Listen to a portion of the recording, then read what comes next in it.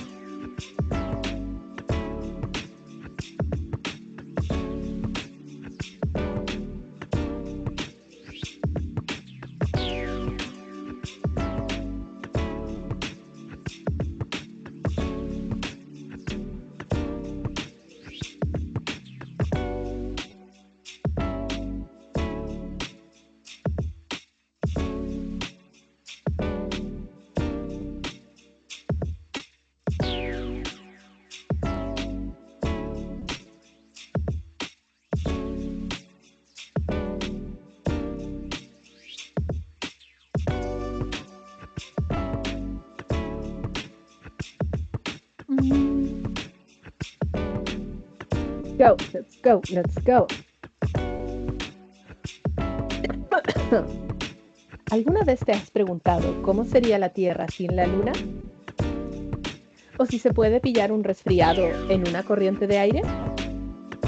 Bienvenidos a El Microscopio Filosófico, un podcast para curiosos. Descubre las grandes historias detrás de los pequeños detalles. Para aquellos que no se conforman con el qué, sino que buscan el por qué. Soy Paulina Plaza, tutora del Centro de Aprendizaje de la Universidad Santo Tomás de Iquique. Soy curiosa de profesión y seré su anfitriona en este nuevo episodio. Cada semana, los miércoles y viernes de 11:15 a 12:35 horas, afinaremos nuestra lente para explorar la historia, la filosofía y la ciencia detrás de sus curiosas preguntas.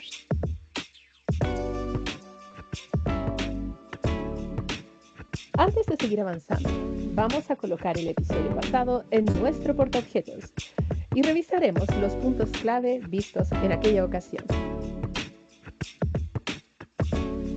Hoy en nuestra sección llamada Eureka, historia de descubrimientos que cambiaron las ciencias, nos adentraremos en el mundo de la genética.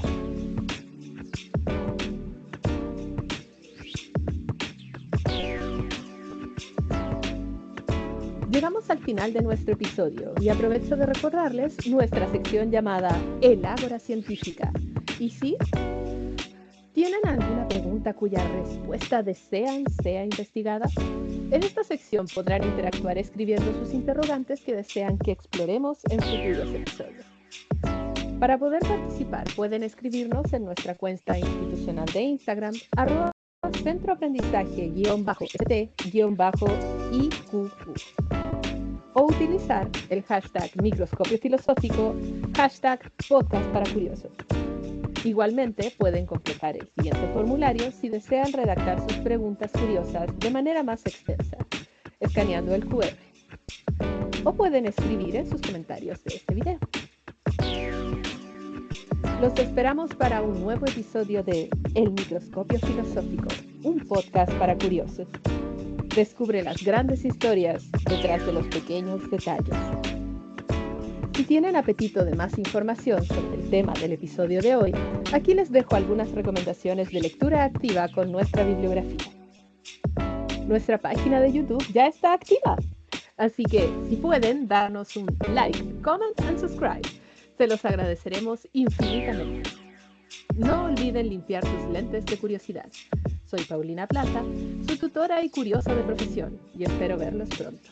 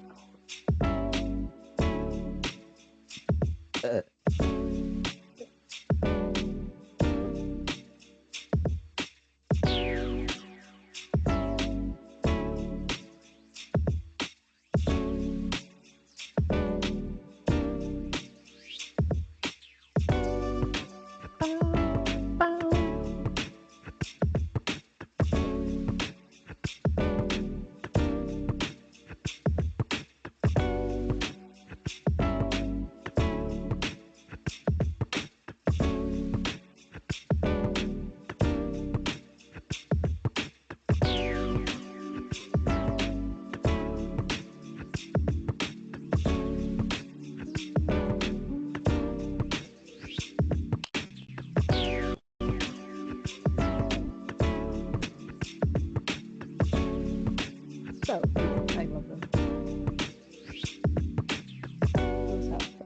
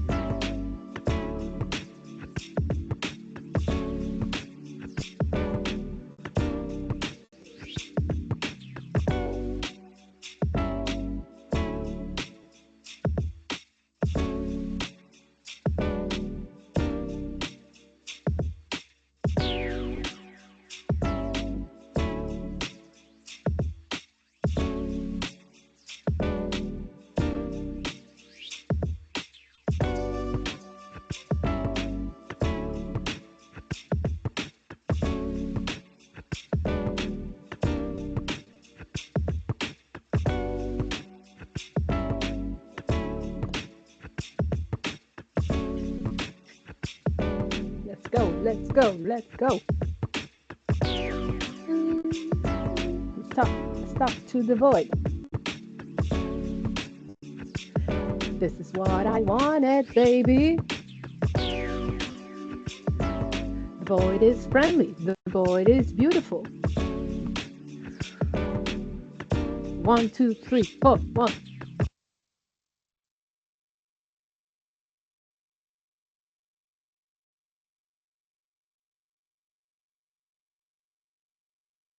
¿Alguna vez te has preguntado cómo sería la Tierra sin la Luna?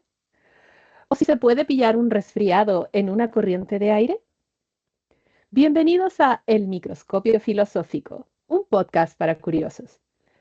Descubre las grandes historias detrás de los pequeños detalles.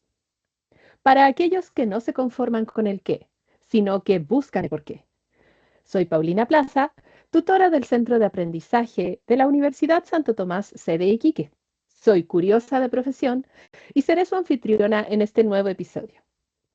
Cada semana, los miércoles y viernes, de 11:15 a 12:35 horas, afinaremos nuestra lente para explorar la historia, la filosofía y la ciencia detrás de sus curiosas preguntas.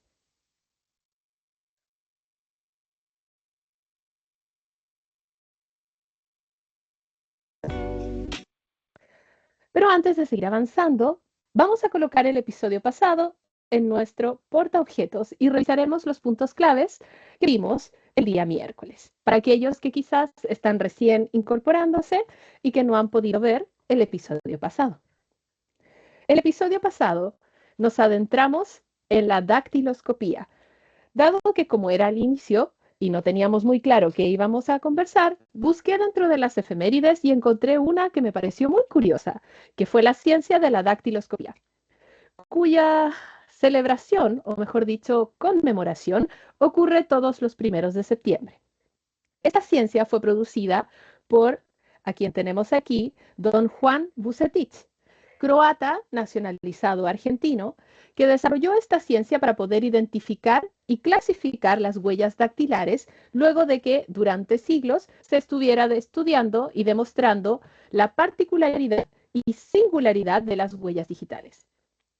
Vucetich es famoso dado que desarrolló un método simplificado para poder clasificar las huellas dactilares durante los procesos criminalísticos, determinando 4 grandes tipos de huellas. La presilla interna, que se clasifica como I2, la presilla externa, que se clasifica como E3, el verticilio, que se clasifica como B4, y el arco, que se clasifica como A1.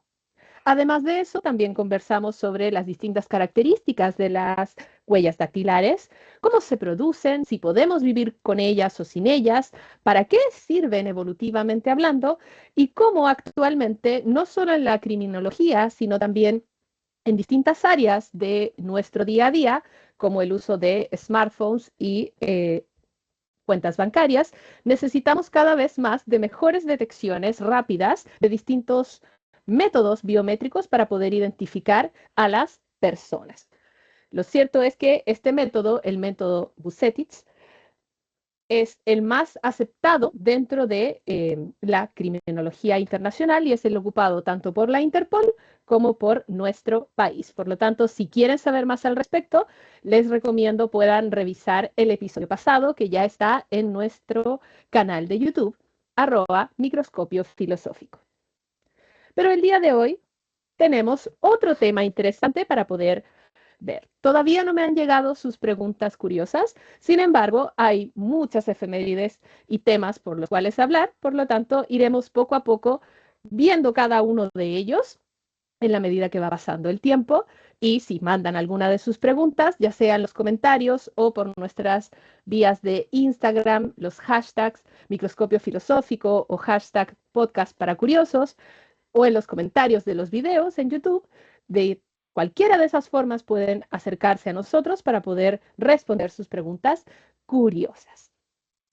Dicho eso, hoy en nuestra sección llamada Eureka, historias de descubrimientos que cambiaron las ciencias, nos adentraremos en una ciencia muy particular que es la ciencia genética.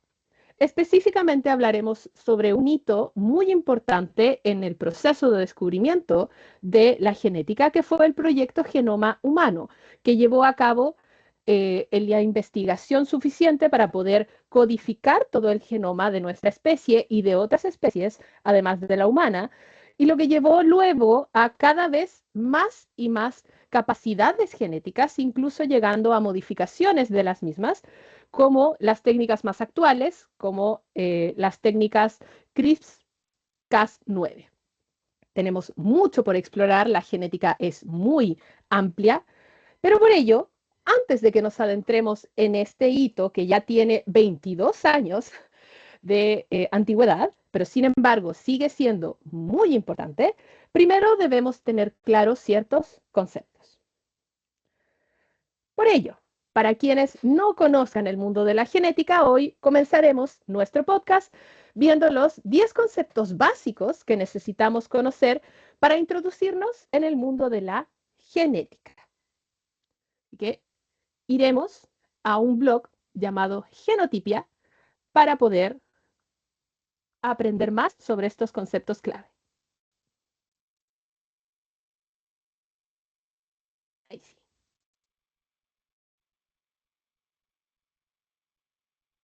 Muy bien. Ahí sí. 10 conceptos básicos para introducirnos en el mundo de la genética. Primero tenemos que saber qué es la genética. La genética es la rama de las ciencias biológicas que estudia las características de los organismos vivos. ¿Ya? Estas características son capaces de ser generadas, expresadas y transmitidas de una generación a otra, bajo diferentes condiciones ambientales. ¿Qué quiere decir esto? Que yo puedo hablar de características genéticas desde un punto de vista morfológico, fisiológico, bioquímico o incluso conductual. Muchas veces nos quedamos en la genética solo con los rasgos físicos, porque pensamos en herencia y por lo tanto solamente nos quedamos en cuán parecido soy a mis padres, a mis abuelos, etc. Pero la verdad de las cosas es que nuestros genes transmiten todo lo que somos, por lo tanto va más allá de solo apariencia física. La genética es muy amplia, incluye muchos temas distintos. Cómo se produce la herencia, mejora genética tanto para animales como vegetales, producción de enfermedades humanas, actualmente la rama de la bioingeniería que trata de modificar muchas veces estos genes originales.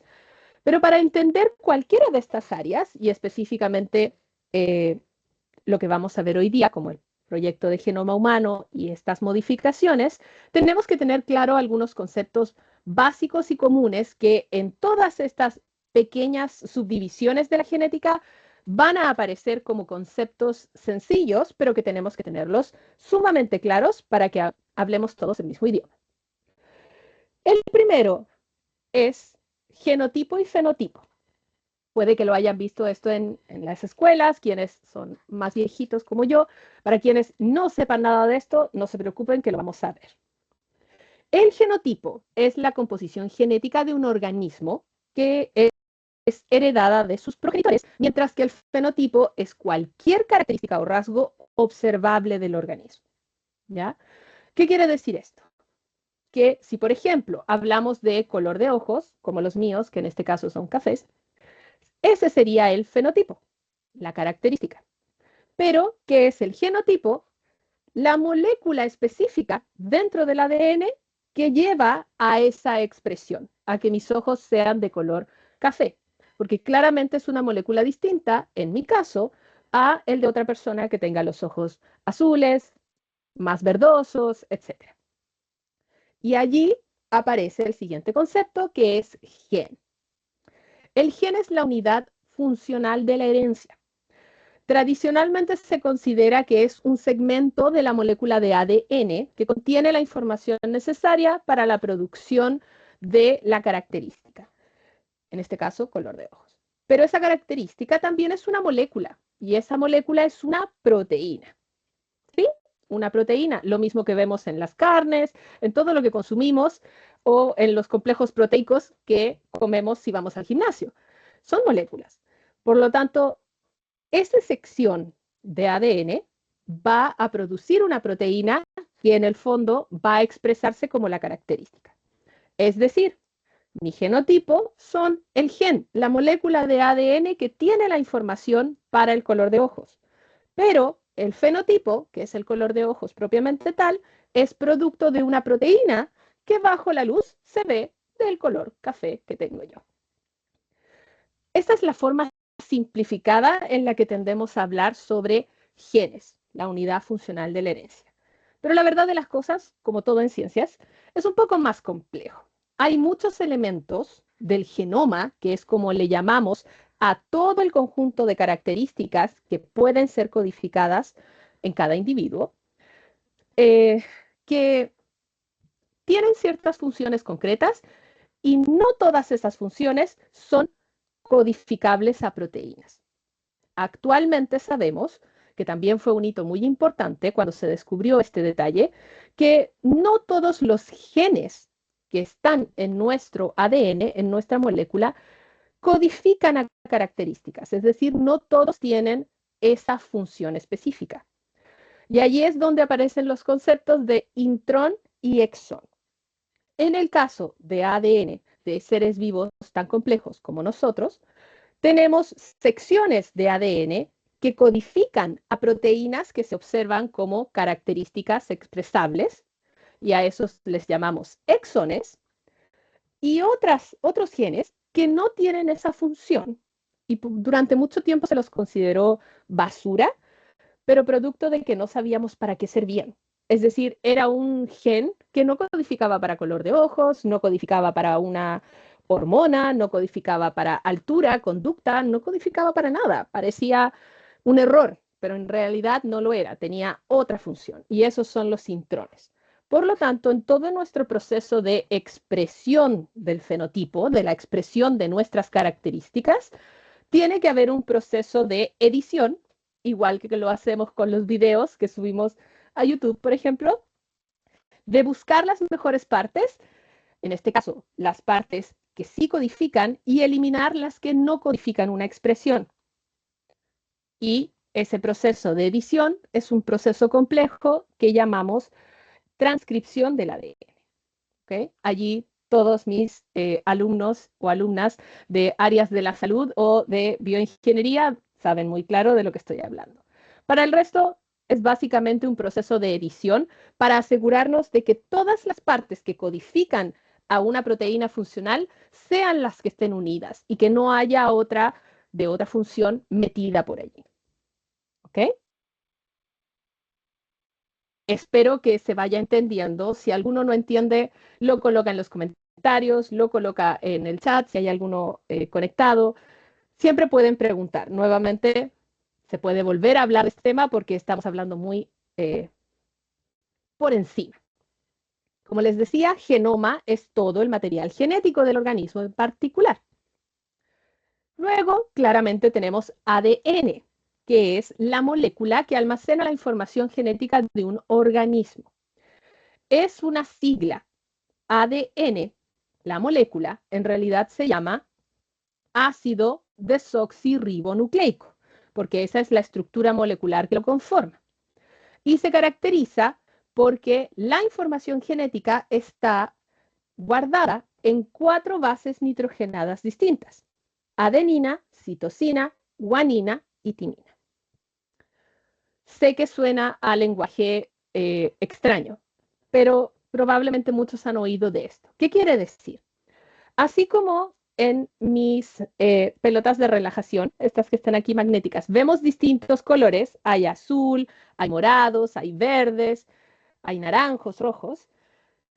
El ADN tiene solo 4 bases nitrogenadas, 4 piezas que de acuerdo a cómo las vaya ordenando, terminan siendo una forma de codificar. Tal cual como los computadores ocupan lenguaje binario y ocupan ceros y unos, nuestro ADN, esta tan compleja molécula, ocupa 4 posibilidades nitrogenadas, es decir, 4 posibilidades con nitrógeno en su estructura molecular, para poder codificar toda la vida. Y eso es porque hay tantas probabilidades de cómo mezclar las cadenas, que termina siendo este número enorme que permite que de una sola molécula, el ADN, nosotros podamos tener toda la diversidad de vida existente en el planeta. Y no solo eso, la capacidad de tener genomas distintos para cada individuo. Si bien cada uno de nosotros tiene ADN y dentro de todo hay ciertas similitudes porque todos somos humanos, todos pertenecemos a la misma especie, luego vamos haciendo cada vez más distinciones y nuestro ADN se va pareciendo más a nuestra familia directa versus la familia más distanciada, pero incluso así, cada uno de nosotros tiene una secuencia de ADN única e irrepetible que nunca más va a volver a aparecer porque es una mezcla aleatoria de el ADN de nuestros padres, del genoma de nuestros padres. Por lo tanto, cada uno de nosotros es completamente individual y único en toda la historia del planeta, porque nuestra secuencia de ADN, nuestras adeninas, citosinas, guaninas y timinas, nunca más van a ubicarse en la misma posición. Ni siquiera para los gemelos idénticos es completamente igual. Es muy parecido, pero cada uno es único, tal como los copos de nieve. Por lo tanto, es fascinante el nivel de posibilidades que podemos tener con tan pocas piezas, ¿no? Tan pocas bases. Pero bueno, no es la única molécula de función genética. También tenemos el ARN. El ARN es una forma molecular un poco más sencilla. La sigla significa ácido eh, ribonucleico, no es desoxirribonucleico, es ribonucleico, y se lo ocupa en nuestro cuerpo y nuestras células en distintos tipos.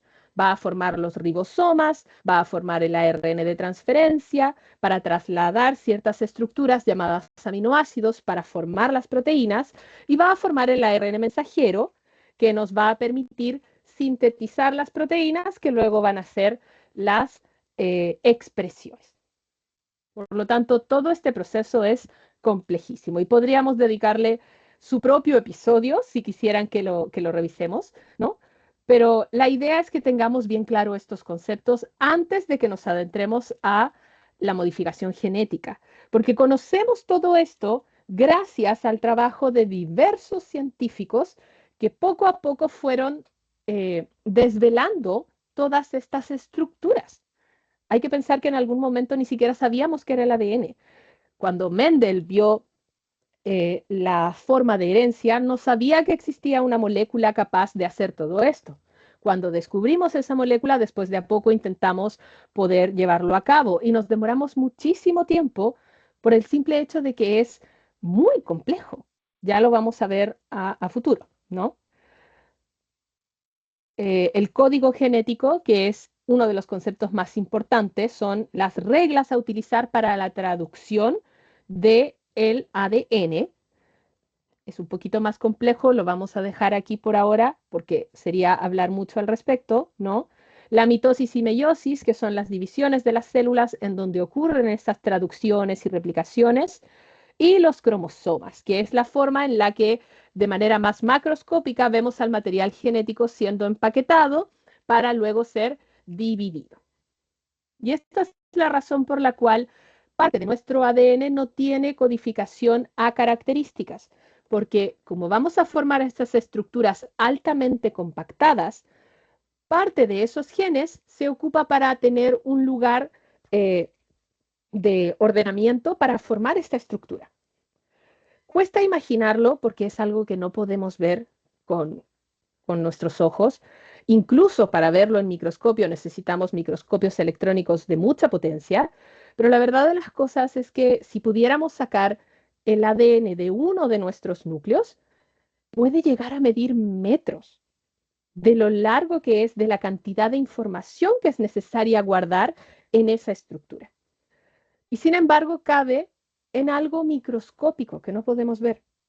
Eso es porque es capaz de enrollarse en sí misma. Pero si soy capaz de enrollarme en sí mismo, mejor dicho, tengo la posibilidad de que partes se enreden. todo el que haya tratado de desenredar una lana que se enredó lo sabe.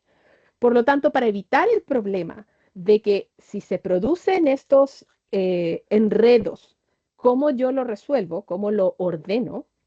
Y si en el proceso de ordenarlo pierdo información, ese es el motivo por el cual existen los intrones, que eran los conceptos que veíamos antes. No toda esa cadena codifica información. Y por eso se ven zonas más oscuras y más claras, porque realmente hay zonas más empaquetadas y otras menos empaquetadas para ser más o menos accesibles y para evitar que la información verdaderamente importante, que son los exones, se pierda con el tiempo o se mute por diversas razones, que es otro concepto genético muy típico, mutación. La mutación es un cambio aleatorio en el ADN. Algunas veces puede ser beneficioso, otras veces puede ser dañino.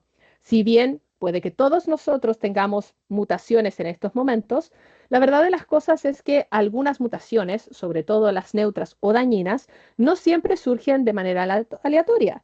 Actualmente, con el nivel de contaminación y ciertos elementos radioactivos, este proceso se puede acelerar y por lo tanto hay más probabilidades de que el ADN que sí codifica características que necesitamos, que son los exones, termine sufriendo cambios. También esa es una posibilidad por la cual se cree existen los intrones para evitar mutaciones en las zonas más importantes. Pero por más que parezca que sabemos todo, la verdad de las cosas es que genética es una de las áreas de las ciencias biológicas que todavía hay muchísimo por aprender. Nuevamente, porque es mucha información codificada y porque logramos hacer muchas de estas cosas y de estos hitos, como el proyecto del genoma humano, en la medida que la tecnología nos ayudó a poder descomprimir toda esta información. Porque se imaginan hacerlo a lápiz y papel, yo creo que ni siquiera habríamos terminado ahora, tomando en cuenta que Mendel empezó a ver esto de la herencia genética hace muchísimo, muchísimo tiempo. Otro día puede que hablemos de él. Pero bueno, espero que con estos pequeños detalles haya quedado un poquito más claro. Si no, descuiden que tenemos un video que va a resumir esto quizás aún mejor de lo que lo puedo hacer yo.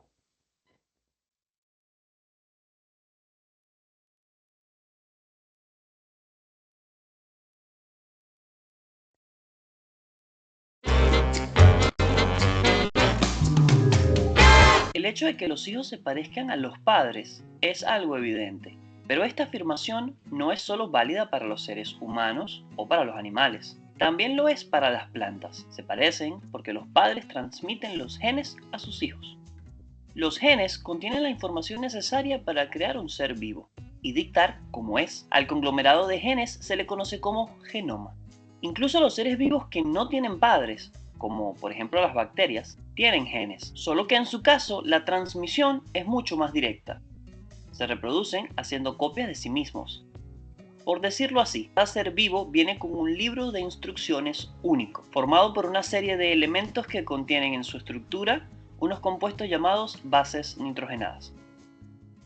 Son la adenina, la timina, la citosina y la guanina, y se representan con letras A, T, C y G, que se pueden combinar de múltiples maneras. Estas combinaciones dictan, por ejemplo, que tengas el cabello rizado o la nariz perfilada, que tolere la lactosa o no. Pero también pueden decidir ciertos rasgos de tu carácter, que dirigen cómo se organizan los circuitos de tu cerebro. El ADN o ácido desoxirribonucleico está presente en todas las células de todos los seres vivos. Es una molécula gigantesca formada por la alineación de miles de moléculas más pequeñas llamadas desoxirribonucleótidos, que se unen entre sí por enlaces 3'5'-fosfodiéster. La repetición de estos desoxirribonucleótidos constituye la base de las hebras o cadenas del ADN. Las bases forman lazos entre sí, se unen por puentes de hidrógeno, y la adenina siempre se une con la timina, con la citosina. Esto permite que las dos cadenas se mantengan unidas, o sea, forman la estructura de la doble hélice. Esta doble hélice, gracias a que tiene dos hebras, puede abrirse y generar una copia de sí misma, utilizando cada una de sus cadenas como molde para la otra. A este proceso se le conoce como replicación. Ocurre cuando nuestra célula se reproduce por mitosis o meiosis, o cuando las bacterias se reproducen por fisión binaria. Cuando hay padres, cada uno proporciona la mitad de su carga genética. Para el caso de los humanos, 23 cromosomas aporta el padre y 23 cromosomas la madre, lo que da un gran total de 46 cromosomas o, como mejor es llamado, 23 pares de cromosomas. Este aporte genético de padre y madre crea un nuevo tipo de ADN que dará lugar a un nuevo ser vivo con características únicas, el hijo, un ser diferente pero parecido a sus progenitores. El orden en que se sitúan las bases en el ADN constituye la información genética del individuo, es decir, las instrucciones para la vida. La doble hélice no solo se abre para replicarse y crear fermentarias a partir de hebras moldes, también se abre para poder traducir el ADN y sintetizar proteínas. La traducción permite que otra molécula vaya leyendo las bases y creando, a partir del orden en el que están colocadas, una nueva proteína. Cada bloque de información que es capaz de generar una proteína es lo que llamamos gen. Como todos los seres vivos están formados por células que están compuestas por proteínas, la lectura de los genes permite crear todas las estructuras necesarias para construir un ser vivo. Los cambios en el orden de las bases es lo que llamamos mutaciones. Las mutaciones generan proteínas diferentes que pueden ser beneficiosas o perjudiciales para el organismo. Las mutaciones favorables son responsables de la evolución, como el hecho de que el ADN de la primera célula se haya ido transformando durante miles de millones de años para generar un individuo tan complejo como nosotros, los seres humanos.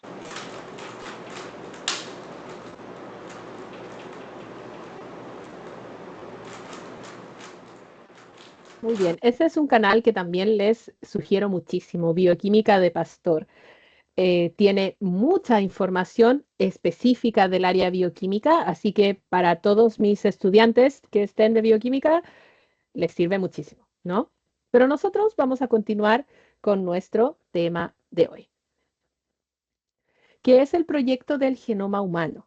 El proyecto del genoma humano es un proyecto que llevó muchísimo tiempo. Comenzó en los años 90, en el 1990, y terminó finalmente publicando sus resultados recién el 2003. Fue un largo periodo de tiempo, casi mi propia historia de vida, tomando en cuenta que yo nací en el 89. Por lo tanto, recuerdo haber oído a mis docentes hablar de ello en el 2003 y que, de hecho, salió publicado en revistas de extrema importancia como la revista Nature y la revista Science, grandes revistas de publicaciones científicas internacionales e importantísimas. Por lo tanto, vamos a averiguar qué se desarrolló en este proyecto y por qué fue tan importante.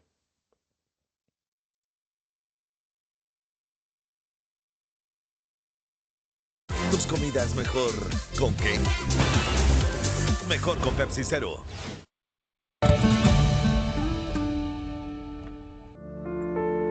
El proyecto Genoma Humano, conocido por sus siglas PGH, se inició en el año de 1990 y consistió en el mayor proyecto de investigación biomédica, en el que participaron un consorcio público internacional formado por Estados Unidos, Reino Unido, Japón, Francia, Alemania, China y otros países, al que luego se sumó la empresa privada Celera Genomics.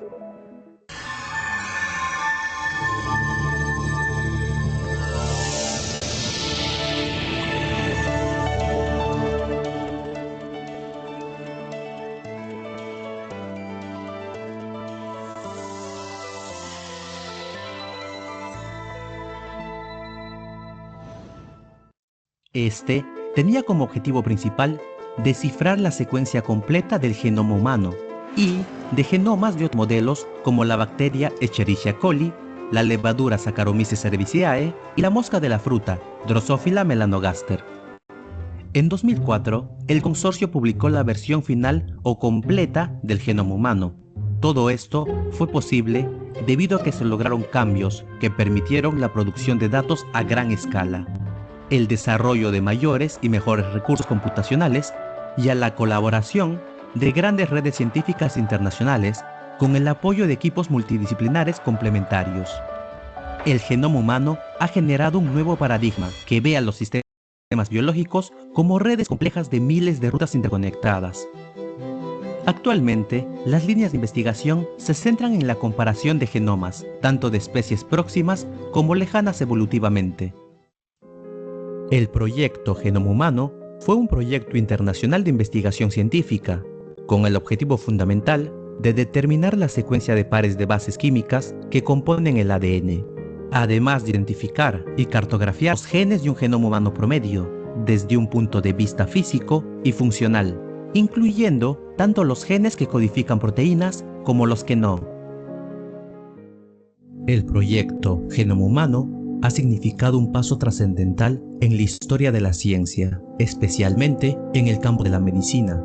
Sin embargo, este hito histórico también ha repercutido con intensidad en otras áreas de la sociedad, las cuales, a la fecha, han comenzado a mostrar los impactos en sus diversas esferas, con especial énfasis en el nuevo concepto de discriminación genética, que afecta a todo individuo en razón de la información codificada en su ADN.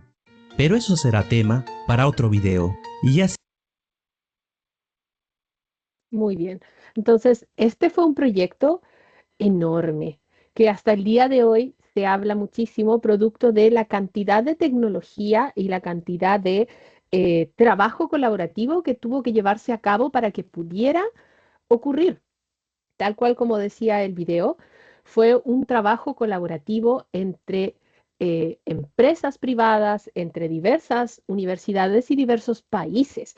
A ese nivel de complejidad llegó el poder eh, decodificar básicamente todo el genoma humano. Y tal cual como salía allí, primero se inició con otros seres vivos, como bien salía ahí la levadura de la cerveza, eh, una bacteria intestinal como es Escherichia coli y la mosca de la fruta. La mosca de la fruta siempre se ha utilizado mucho en la investigación genética, producto de que es uno de los seres vivos con la menor cantidad de cromosomas existentes. Tiene unos 2 pares, si mal no recuerdo, o solo un par. Por lo tanto, es más sencillo de trabajar debido a que es poca la cantidad de ADN que hay que procesar. Y sin embargo, aún así, recuerdo que en algún momento nos llevaron al colegio, a un museo, y si tuviéramos que imprimir el código genético de una mosca de la fruta, aún así nos falta papel para poder mostrarlo. O sea, a ese nivel es y solamente tiene esa pequeña cantidad de pares. Imagínense nosotros con los 23 que tenemos. Vamos a entrar aquí a la página del Instituto de Investigación del Genoma Humano, el NIH, de Estados Unidos, para poder conocer un poco más sobre, en resumen, este proyecto.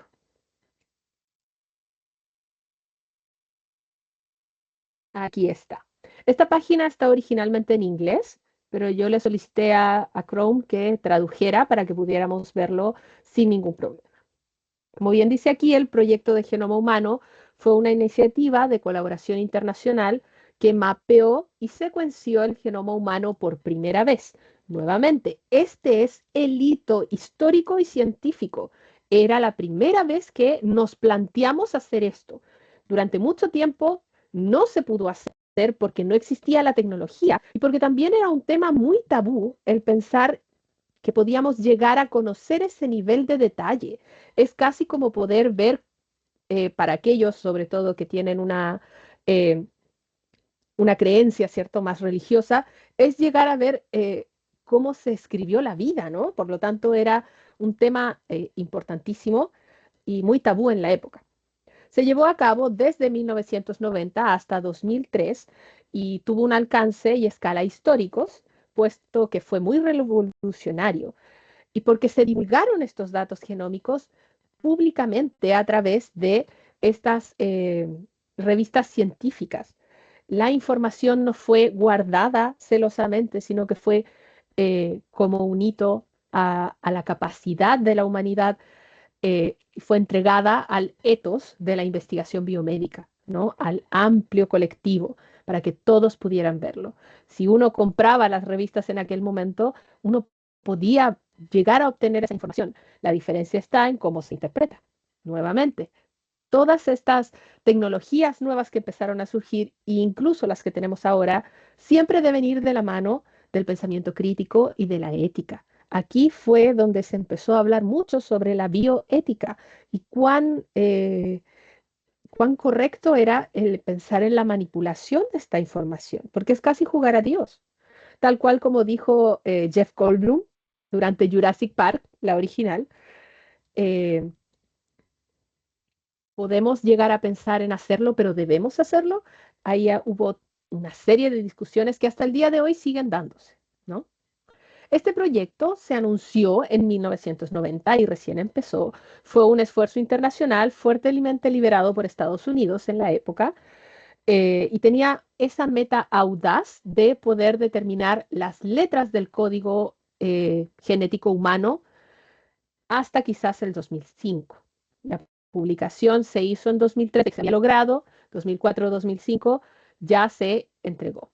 Para alivio de todos los involucrados, ¿cierto? El proyecto finalmente terminó en 2003, pero igualmente es muchísimo el tiempo. Imagínense, de 1990 a 2003, muchísimo. Eh, Se logró, por suerte, y se produjo esta información para el dominio público. Es decir, que si quisiéramos buscarlo, se podría hacer, pero para ver toda una serie de letras, como veíamos originalmente, es un poco complejo de mostrar. Pero ese es el nivel eh, de la información, ¿no? El nivel de la importancia. Muchas veces no dimensionamos la capacidad y la importancia de hitos tan grandes como este, porque en nuestro caso, en nuestro periodo de vida, fue algo que nos mencionaron en una clase. O sea, yo lo vi el 2003, lo habrán mencionado, salió en las noticias y luego seguimos con nuestras vidas, pero en realidad es un hito tan importante para la humanidad que no está de más ir recordándolo muchas veces y conociéndolo, ¿no? Por lo tanto, ¿qué llevó a que pudiéramos tener esto que vemos aquí? Esta impresión de la secuencia. Llevó a un gran entusiasmo científico y financiero porque se empezaron a desarrollar decenas de proyectos con las promesas genéticas. Ahora que teníamos este libro disponible, ¿qué podemos hacer con él? Porque el proyecto solamente fue lo que vemos aquí, tener la secuencia.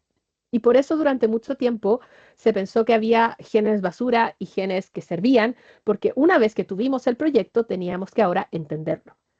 Es como si nos llegara un libro gigante, no sé, en chino o alguno de estos otros idiomas que no conocemos y dedicáramos décadas de nuestra vida en traducirlo al español para que nosotros lo entendiéramos. Y una vez traducido, genial, lo hicimos. Pero ahora, ¿qué vamos a hacer con esa información? Y allí es donde vino el boom de la genética, ¿no? El Instituto Nacional de Investigación del Genoma Humano en Estados Unidos puso en marcha varios proyectos. El primero de ellos, el proyecto ENCODE, que era la enciclopedia de los elementos del ADN, cuyo objetivo principal era determinar el papel de este falsamente denominado ADN basura, nuevamente, los intrones. Y resulta que es una cantidad importantísima de intrones. Uno pensaría que es poquito, pero no. Del 95 al 98% del genoma completo del genoma humano no codificaba a ninguno de los 20.000 genes que producen características que conocíamos. Por lo tanto, solo el 5 al 2% de los 3.000 millones de pares de bases verdaderamente son exones. El resto son intrones. Por lo tanto, en nuestras cabezas no cabía la idea de que el 95 a 98% de nuestro genoma fuera basura o fuera algo que no producía características.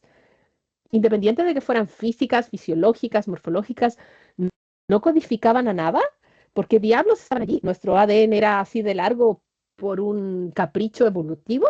No. Resulta que con los años nos fuimos dando cuenta de que este genoma oscuro tenía muchísimas otras funciones, funciones no codificativas, pero funciones igualmente importantes. Entre el 2002 y el 2009 también se inició el proyecto International HapMap, que identificó y catalogó las variaciones genéticas más comunes, creando un mapa de lo que se conoce como haplotipos, es decir, agrupaciones de variantes genómicas únicas o polimorfismos que tienden a heredarse juntos. También hubo un tiempo en el que se pensaba que ciertos genes se heredaban juntos. Es decir, que, por ejemplo, yo que tengo el cabello oscuro y los ojos cafés, que eso fuera de la mano. Que sí o sí, si voy a tener los ojos oscuros, tengo que tener el cabello oscuro o rizado, por ejemplo. No ocurre así en todas las cosas, pero sí hay algunas características genómicas y polimorfismos que se dan. No en nuestro caso humano con tanta frecuencia, pero sí en otros seres vivos. Hay que pensar que ya que pudimos hacerlo con el humano, empezamos a hacerlo con muchas otras especies también.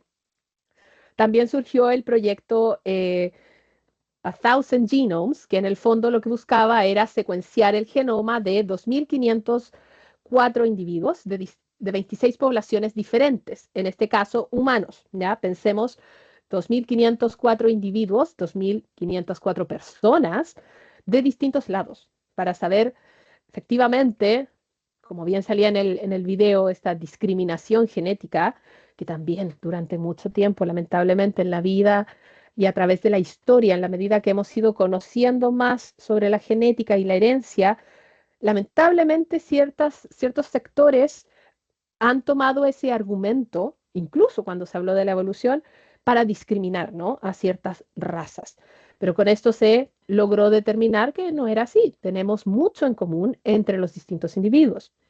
Le siguió el proyecto británico que secuenció el genoma, pero de pacientes con enfermedades raras, con cáncer, y el Biobank de el Reino Unido, United Kingdom, que ha recopilado datos genómicos de salud y estilo de vida en el caso de 500.000 británicos para su estudio y seguimiento posteriores, porque también se tenía la idea de que quizás había un gen que causaba problemas metabólicos como la diabetes, genes que eran los culpables de, por ejemplo, el sobrepeso y la obesidad, y que por lo tanto quizás si se manipulaba eso, arreglábamos todo.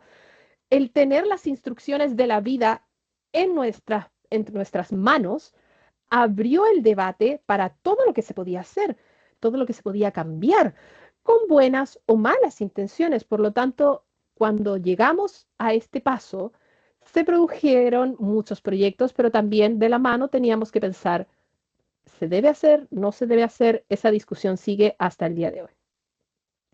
Pero lo cierto es que la capacidad de modificación genética existe actualmente. Se han hecho proyectos al respecto, no a nivel humano, pero sí se han producido. Del momento en el que logramos la clonación con la famosa oveja Dolly, este tema claramente iba a llegar a producirse. Por lo tanto, ¿qué podemos decir sobre la modificación genética?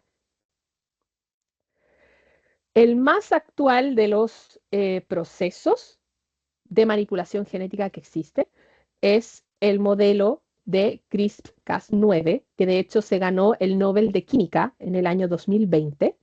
Y vamos a ver este video explicando cómo es este proceso, porque es un proceso que ocurre sobre todo en bacterias, pero que dado que lo descubrimos, nos sirvió como guía para poder hacerlo con la manipulación de otros genomas. Por lo tanto, vamos a ver este video para que nos quede un poquito más claro. Es complejísimo, pero esto lo resume bastante, así que por eso prefiero que lo veamos en formato de video más que el ver, ¿no?, el artículo científico. Porque puedo explicarlo, pero no soy experta en todo. Así que veamos el video. Esto es el Premio Nobel de Química 2020, explicado en poco más de 3 minutos. En los años 90, Francisco Mojica encontró algo extraño en el ADN de unas bacterias. Había fragmentos de ADN de virus puestos uno tras de otro, separados en intervalos regulares. Estos fragmentos son llamados espaciadores y en conjunto conforman lo que ahora conocemos como CRISPR. A un inicio, no se sabía cómo estos fragmentos llegaron, y mucho menos por qué estaban allí. En los siguientes años, CRISPR se caracterizó y se descubrió que era parte de un mecanismo de defensa, junto a unas enzimas que hoy conocemos como Cas. Cada espaciador indicaba que ese ADN debían ser cortadas por la enzima Cas. Por lo tanto, el ADN de los virus era cortado, neutralizando la infección. Aunque naturalmente son un sistema de defensa, Jennifer Doudna, y Emmanuel Carpentier lo utilizaron con otro propósito. Ese ingenio fue la razón por la cual ganaron el Premio Nobel de Química del 2020. El nuevo uso que le dieron fue para editar el ADN. La edición genética ya se podía hacer desde antes, pero no era una opción para muchos debido al costo y algunas limitaciones técnicas. En la actualidad, con CRISPR-Cas, la edición genética se ha democratizado. Existen varios sistemas CRISPR-Cas, pero la más famosa incluye a la Cas9. El objetivo de utilizar CRISPR es provocar un corte en el ADN en un lugar específico. Y con ese corte puedes lograr bastantes cosas. Mutar, eliminar, insertar o reemplazar una secuencia de ADN. Para usarlo, tan solo debes generar lo siguiente: el gen de la enzima Cas9 y un CRISPR con los espaciadores que quieres cortar. Esto es suficiente para generar mutaciones puntuales o eliminar secciones de ADN. Para insertar o reemplazar secuencias, adicionalmente requerirás de una plantilla que contiene aquella información que quieres reemplazar o insertar. Pero hay aún más. En los últimos 5 años, la enzima Cas9 ha sido modificada para otros usos específicos, por lo que tenemos ahora la Cas9 natural, la Cas9 nicasa y la Cas9 muerta. La Cas9 natural realiza un corte de doble hebra y tiene los usos típicos que ya te mencioné. La N-Cas9 realiza cortes de una sola hebra, o sea, produce los llamados NICs, y de allí su nombre. Esta versión es utilizada sobre todo para eliminar fragmentos de ADN. La D-Cas9 no realiza cortes, tan solo se une al ADN y ha sido utilizada para apagar o encender genes o para rastrear la presencia de un fragmento de ADN. Todo lo que acabas de ver son los principios que utiliza esta herramienta maravillosa, y su potencial es tan ilimitado como la propia imaginación humana. Con solo 8 años después de su aparición, ya cuenta con aplicaciones que van desde las médicas a las industriales. Finalmente, ¿cómo utilizar CRISPR? Para aquellos que quieren saber más de cómo se aplica esta tecnología, hace poco hice un video de cómo diseñé una terapia génica para el VIH con CRISPR-Cas9. Y próximamente saldrá un video similar, pero para el Alzheimer. Hasta pronto. Muy bien. Así que, tal cual como nos indica el video, esta última gran exploración, ¿cierto?, de cómo editar el ADN ha causado un boom enorme. Y tal cual como sale allí, hay algunos beneficios, pero también tenemos que verlo todo con una cierta perspectiva. Las terapias CRISPR-Cas9 han ayudado muchísimo, pero tenemos que analizar la capacidad de la tecnología, ¿no? La tecnología de edición genética mediante este modelo CRISPR y con Cas9 es la herramienta ideal para el futuro tratamiento de muchas enfermedades que corrigen permanentemente ciertas mutaciones al eliminar bases o alterar los genes causantes de estas enfermedades, lo cual da una luz de esperanza para muchas enfermedades graves de las cuales no tenemos cura, solo tratamiento, como bien mencionaba el video anterior, como el Alzheimer. Se han ido desarrollando diversas variantes, como veíamos, para abordar los distintos y complejos cambios genómicos que ocurren durante las enfermedades. Sin embargo, actualmente carecemos de estrategias para administrar eficazmente este sistema en células enfermas in vivo. Y vectores no virales con funcionamientos de reconocimiento de dianas podrían ser el foco de futuras investigaciones. Es decir, lo hemos podido hacer, pero no en pacientes. Quizás no necesariamente porque no existe la tecnología o porque no existen las personas que deseen hacerlo, sino porque también hay todo un tema ético-moral detrás de ello, nuevamente. Y por lo tanto, tenemos que pensar muy específicamente y con mucho detalle lo que queremos hacer. Es una herramienta muy útil, pero una herramienta muy útil sigue siendo una herramienta, y una herramienta puede ser ocupada para el bien como puede ser ocupada para el mal. Y allí es como todos nosotros como humanidad, y por cierto los científicos a cargo de todo esto, tenemos que pensar muy seriamente respecto de este tema. Las enfermedades son variadas y complejas, y la elección de los métodos de edición génica y los vectores necesarios para llevar a cabo la administración de estas posibles soluciones va a diferir muchísimo de enfermedad a enfermedad y por lo tanto aún nos quedan muchos desafíos potenciales para ocupar esta tecnología. Una forma quizás de graficarlo es, puede ser tan grave como un arma y yo no puedo llegar y darle un arma a cualquiera. Tengo que pensar en cómo lo voy a utilizar. Puede servirme muchísimo, pero también puede servirme para hacer daño. Por lo tanto, debemos pensar esto. Pero lo cierto es que se ha ocupado ya en algunas cosas que llamamos ciertas curiosidades. Y aquí es donde entramos a eh, nuestra siguiente sección. Curiosidades. ¿Sabías que? Probablemente muchos lo vieron en las noticias no hace poco, este año de hecho, sobre el famoso ratón lanudo, ¿no? ¿Un paso real hacia la resurrección del mamut o solo un experimento curioso? Este proceso se realizó gracias a estas metodologías de modificación y por lo tanto ha sido uno de los debates más grandes que han habido. Nuevamente, todo lo que se ha hecho en este caso de despertar características o insertar características de una especie a otra, se ha hecho en el mundo animal, sobre todo en más que nada ratones o animales más pequeños, y por lo tanto es un colosal desafío y una colosal pregunta ética el si debe hacerse o no. Y para ello vamos a verlo en la página de National Geographic España para aprender un poco más sobre los detalles, porque muchos los podemos haber visto en las noticias, pero no se adentraron más allá de ello. Por lo tanto, no cuesta nada quedarnos un poco más y observar efectivamente y pensar críticamente respecto de esto, ¿no? El ratón lanudo, ¿un paso real hacia la resurrección del mamut o solo un experimento curioso? Ahí tenemos la imagen. Lo cierto es que el ratón es adorable, lo queramos o no. Hay gente que no le gustan los ratones, pero es adorable. Es como un hámster con cola larga, seamos sinceros. ¿Cómo será su textura? No sé, pero dan unas ganas de hacerle cariñito. Lo cierto es que fue diseñado para albergar cambios genéticos con rasgos claves del mamut. Y dice así. La ciencia avanza a pasos insospechados, con promesas que rozan los límites entre la realidad y la ficción. En esta ocasión, la empresa Colossal Bioscience ha dado a conocer su más reciente creación, un pequeño roedor con pelaje largo y espeso, bautizado como el primer ratón lanudo del mundo. La compañía ha recaudado cientos de millones de dólares con el ambicioso objetivo de devolver a la vida al mamut lanudo, cuyo nombre científico es Mammutus primigenius. Los nombres en latín cuestan. Bueno, esta empresa asegura que este experimento representa un hito en su camino hacia la desextinción de este mamífero. El ratón lanudo no es un simple animal de laboratorio.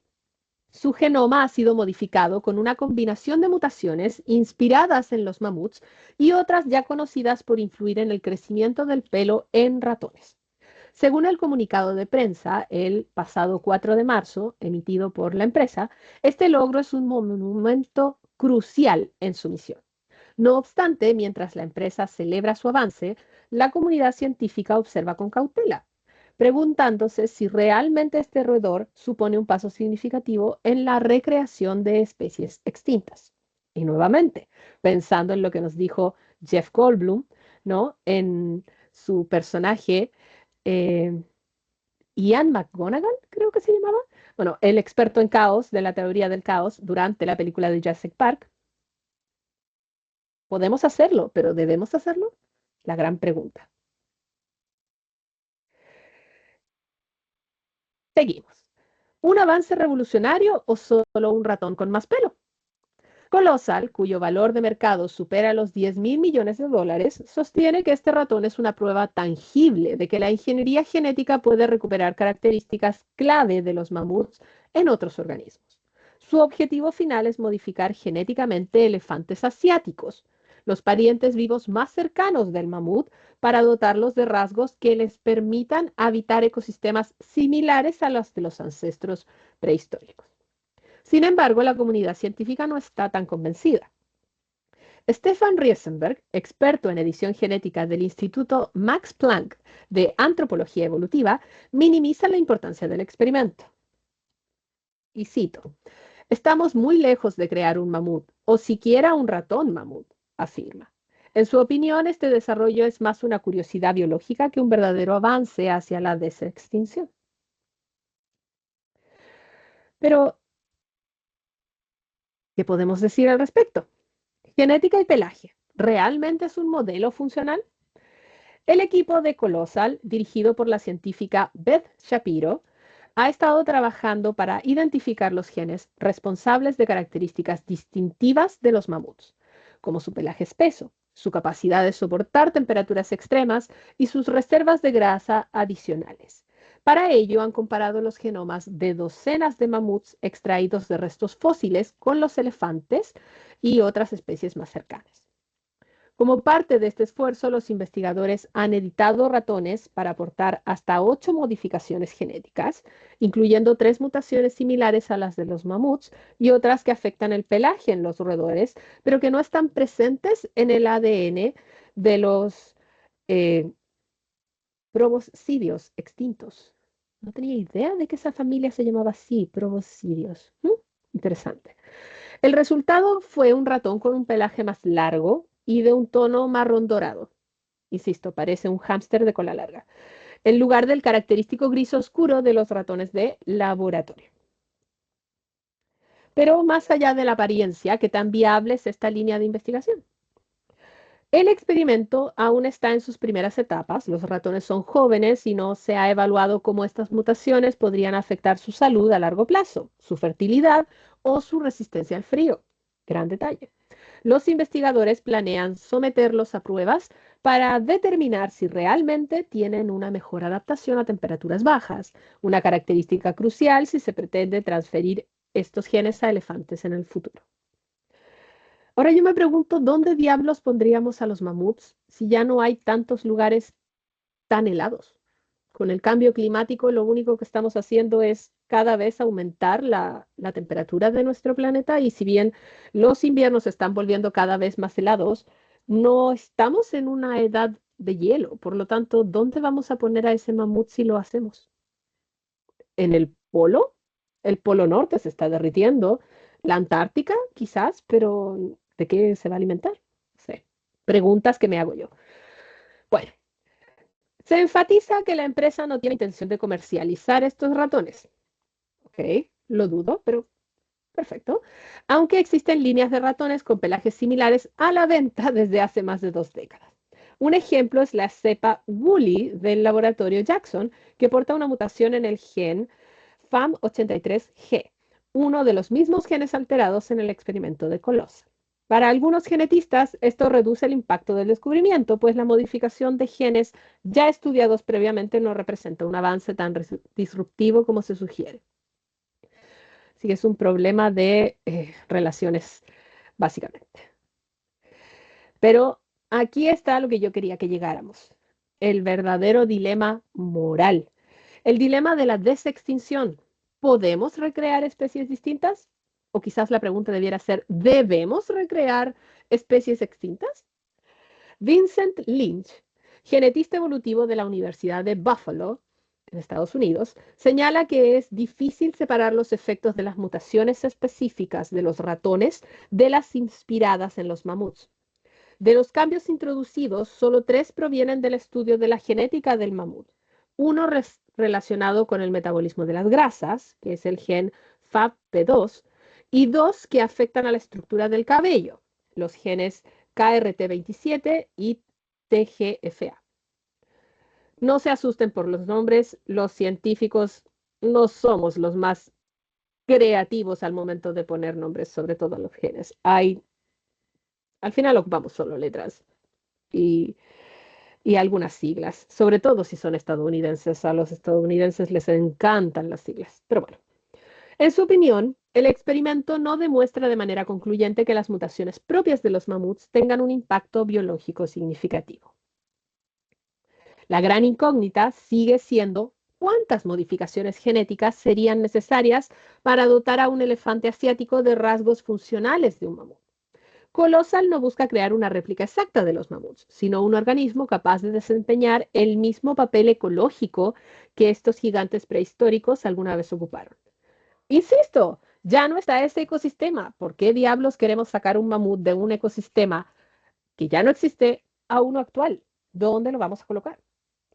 Bueno, desde el punto de vista técnico, realizar 8 modificaciones en un genoma no es algo extraordinario en la actualidad.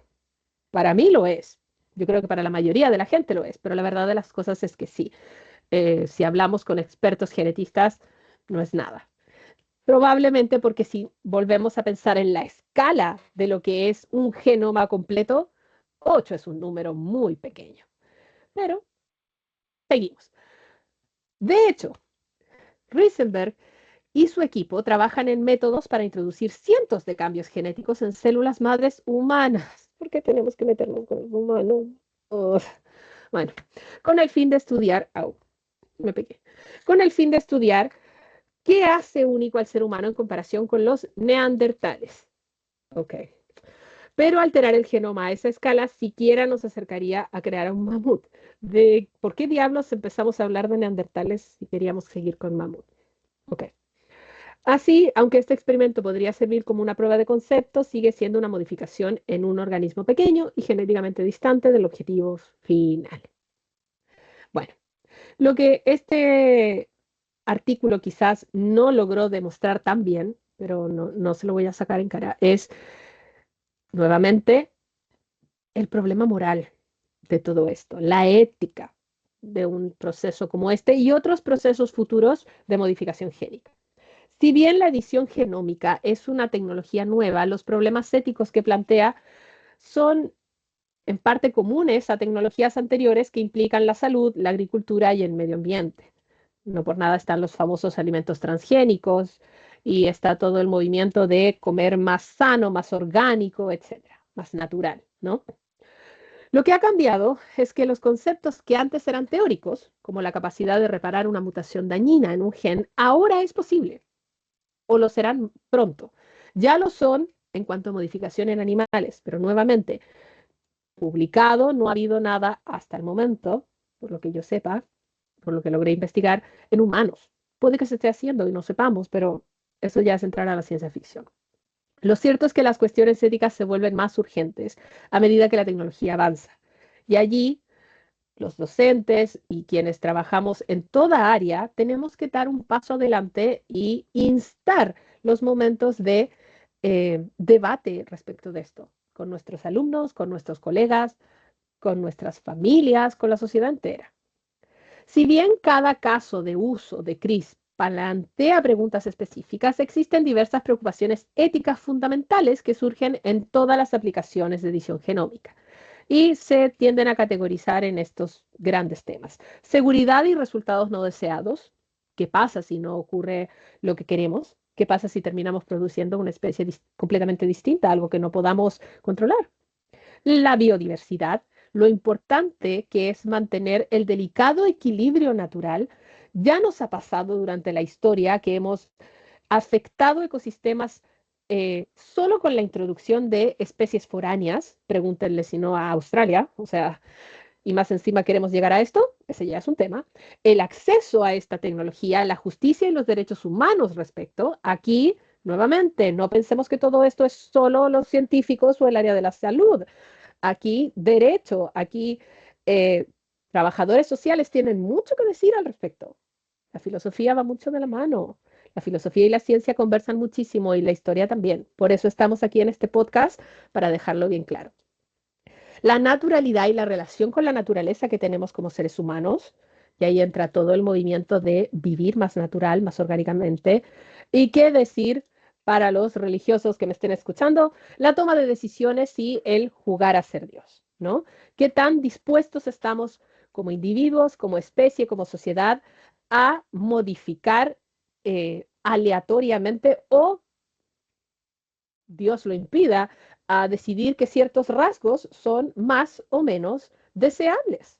Ahí ya entramos incluso a temas de fascismo. Por lo tanto, hay muchísimo que decir aquí.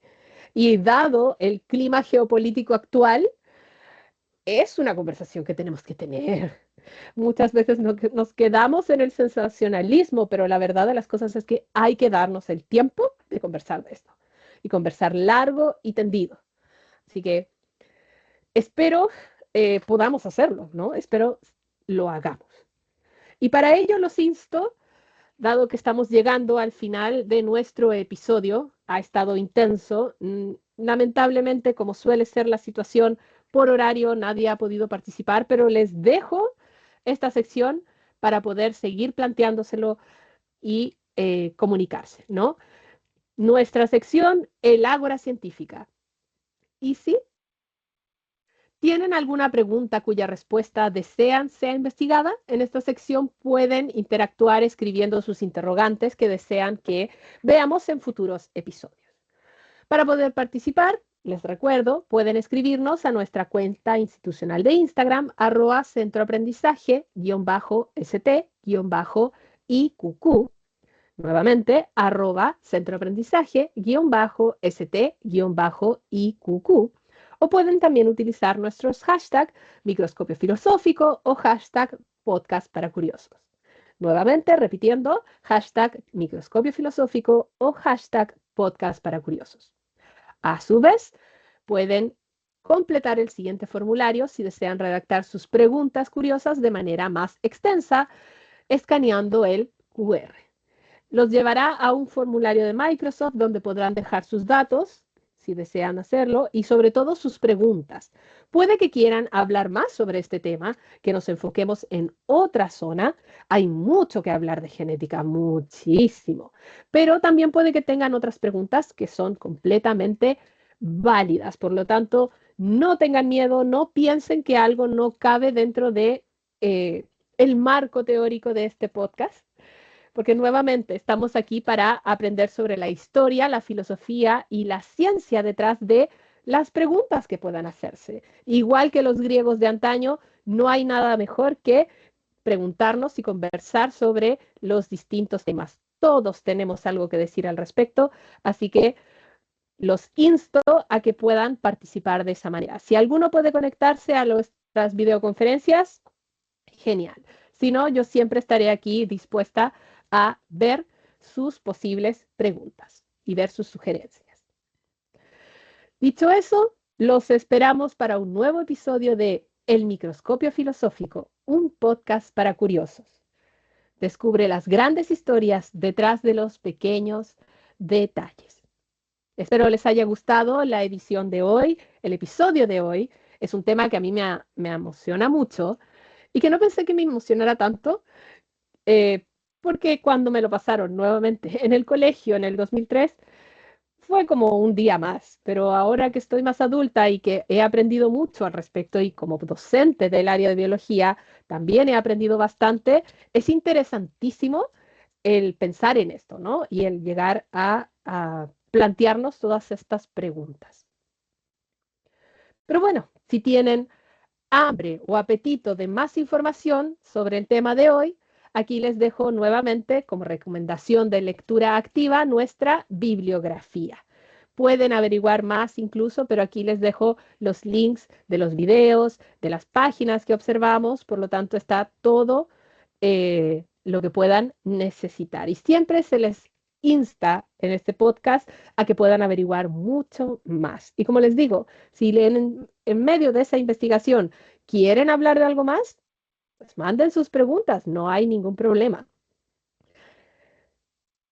Y como sorpresa, lo habíamos mencionado, pero lo vuelvo a repetir. Nuestra página de YouTube ya está activa. Ahí está @microscopio filosófico. Así que si pueden, dennos un like, comment and subscribe y se los agradeceremos infinitamente. El primer episodio tuvo buena recepción. Estamos recién empezando, pero acérquense, comenten el video de hoy. No se preocupen, estamos aquí para oírlos. Y dicho eso, no se olviden de limpiar sus lentes de curiosidad. Les agradezco muchísimo el que estén escuchando esta grabación. Estará disponible en el grupo de Teams por el cual hacemos estas videoconferencias, pero también en el canal de YouTube. Así que espero verlos en una próxima ocasión. Soy Paulina Plaza, su tutora y curiosa de profesión, y los estaremos viendo el próximo miércoles. La próxima semana se nos viene la semana de la chilenidad en nuestra institución Santo Tomás. Por lo tanto, los capítulos del miércoles 10 y viernes 12 van a ser especiales y van a tratar de, lo voy a dejar de sorpresa, pero va a tener que ver con la chilenidad. Así que estén atentos y nos estaremos viendo en una siguiente ocasión. Espero que tengan un buen fin de semana y manténganse curiosos.